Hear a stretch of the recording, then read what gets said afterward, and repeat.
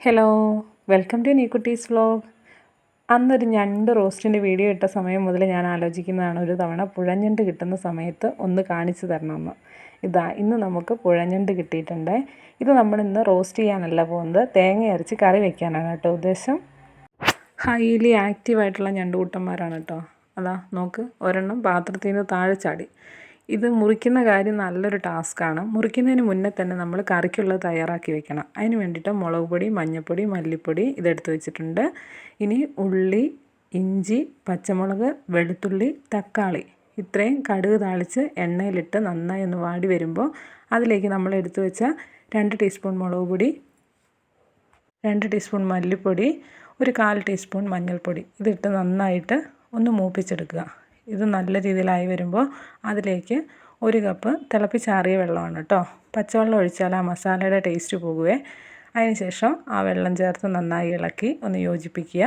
എന്നിട്ട് ഇത് അവിടെ ഇരുന്ന് ഒന്ന് തിളച്ച് വരട്ടെ. അപ്പോഴാണ് നമ്മൾ ഞണ്ട് മുറിക്കേണ്ടത്. കറി റെഡി ആകുന്നതിന് മുന്നേ തന്നെ നമ്മൾ ഞണ്ട് മുറിച്ചാൽ ഞണ്ട് കുറേ നേരം മുറിച്ച് കഴിഞ്ഞാൽ അവിടെ വെച്ചാൽ അതിലുള്ള വെള്ളം വാർന്ന് പിന്നെ ഞണ്ട് എടുത്തു കഴിഞ്ഞാൽ ഞണ്ടിനകത്ത് ഇറച്ചി ഉണ്ടാവില്ല. അതുകൊണ്ടാണ് കേട്ടോ ഇങ്ങനെ ചെയ്യുന്നത്. ഇനി അതിലേക്ക് കുറച്ച് കറിവേപ്പില കൂടി ചേർക്കുന്നുണ്ട്. ഇപ്പം നമുക്ക് ചാറ് നന്നായിട്ട് കുറുകി വന്നിട്ടുണ്ട്. ഇനി ഇതിലേക്ക് നമുക്ക് കുറച്ചുകൂടി വെള്ളം ആവശ്യത്തിന് ചേർക്കാം. ഗ്രേവി വേണമല്ലോ, അതുകൊണ്ട് കുറച്ചുകൂടി വെള്ളം ചേർക്കാം. എന്നിട്ട് ആ കറി അവിടെ ഇരിക്കട്ടെ. ഇനി നമുക്ക് ഞണ്ട് നന്നാക്കാൻ പോവാം. ഞണ്ട് ഓരോന്നായിട്ട് കയ്യിലെടുത്തിട്ടുണ്ട്. ആ കെട്ട് പൊട്ടിക്കാതെ തന്നെ അതിൻ്റെ കാല് വിടുവിച്ചെടുക്കണം കേട്ടോ. അതാണ് ടാസ്ക്. ഇതിൻ്റെ പിന്നിലുള്ള കരങ്ങൾ എൻ്റേതല്ല, എനിക്കിത് കാണുന്നത് തന്നെ പേടിയാണ്. അങ്ങനെ കാല് ഓരോന്നായിട്ട് വിടുവിച്ചെടുത്ത ശേഷം അതിൻ്റെ കെട്ട് മുറിച്ച് അമ്മയെ ഏൽപ്പിച്ചിട്ടുണ്ട്. ഇനി അമ്മയാണ് ഞണ്ട് നന്നാക്കുന്നത്. ഇവർക്കൊക്കെ ഇത് ക്ലീൻ ചെയ്തെടുക്കുന്നതിന് നല്ലൊരു പാങ്ങാണ് കേട്ടോ. വർഷങ്ങളുടെ സേവന പാരമ്പര്യം എന്നൊക്കെ പറയില്ലേ. ഞാൻ എത്ര നന്നാക്കിയാലും ഇങ്ങനെ അങ്ങ് ആവാറില്ലേ. എങ്കിലും പഠിച്ചെടുത്തിട്ടോ കാര്യങ്ങളൊക്കെ. ഇങ്ങനെ വേണ്ട സാധനങ്ങളൊക്കെ എടുത്ത് അല്ലാത്തതൊക്കെ കളഞ്ഞ് 2ആയിട്ട് മുറിച്ചിടുന്നുണ്ട് കേട്ടോ. അത്യാവശ്യം വലിപ്പമുള്ള ഞണ്ടാണ്.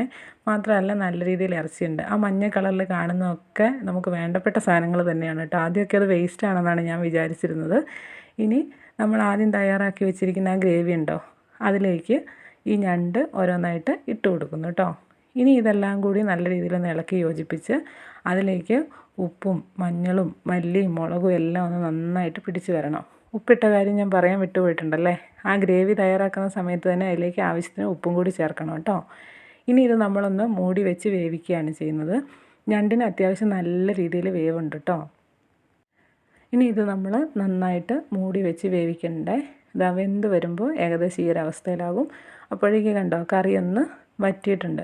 ഇനി ഇതിലേക്ക് നമ്മൾ തേങ്ങ അരച്ചത് ചേർക്കുകയാണേ. ഈ തേങ്ങയുടെ കൂടെ കുറച്ച് മഞ്ഞൾപ്പൊടി മാത്രം ഇട്ടിട്ടാണ് കേട്ടോ അരച്ചിരിക്കുന്നത്. ഇനി അത് കഴുകിയ വെള്ളം കൂടി ചേർത്ത് കൊടുക്കണ്ടേ. ഈ സമയത്ത് നമുക്ക് എത്രയാണ് ഗ്രേവി വേണ്ടത് അതിനേക്കാളും ഒരു കുറച്ചുകൂടി വെള്ളം അധികം നിൽക്കുന്നത് പോലെ ചേർത്ത് കൊടുക്കുക. എങ്കിൽ ഇത് കുറുകി എല്ലാം കൂടി ഒന്ന് സെറ്റായിട്ട് വരുന്ന സമയത്ത് ആവശ്യത്തിന് വെള്ളം എന്നുള്ളൊരു കണക്കിലേക്ക് വരും കേട്ടോ. അങ്ങനെ നമ്മുടെ ഞണ്ട് ഓൾറെഡി വെന്തതാണ്. ഇനി ആ തേങ്ങ അരപ്പ് നമ്മൾ ചേർത്തല്ലോ, അതും കൂടി ഈ മുളകും മഞ്ഞൾപ്പൊടിയൊക്കെ ആയിട്ട് ചേർന്ന് ഒന്ന് സെറ്റായി ഞണ്ടിൻ്റെ ടേസ്റ്റ് ആ കറിയിലേക്ക് ഇറങ്ങി അങ്ങനെ ഒന്ന് വരാനേ ഉള്ളൂ കേട്ടോ.